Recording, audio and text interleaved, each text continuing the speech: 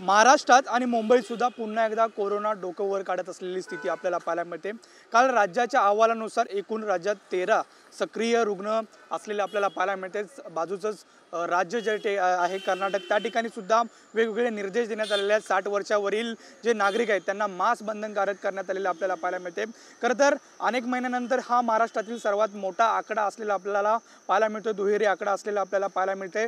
केरळमधील एक नवीन व्हेरिएंट नंतर बाजूलाच असलेला हा कर्नाटक अलर्ट मोडवरती आलेल्यानंतर आता मुंबईत सुद्धा रुग्णांची जी संख्या आहे ती सध्या वाढलेली आपल्याला पाहायला मिळते।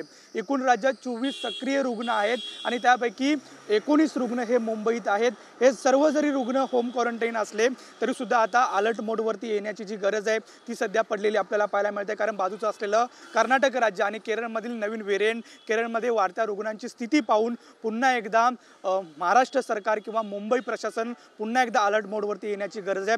तशा सूचना, योग्य आरोग्य सुविधा पुरवण्याच्या सूचनाही आता प्रशासनाकडून देण्यात आलेल्या आपल्याला पाहायला मिळते। व्हिडिओ योगेश गुरवसह नंदकिशोर गावडे, TV9 मराठी, मुंबई।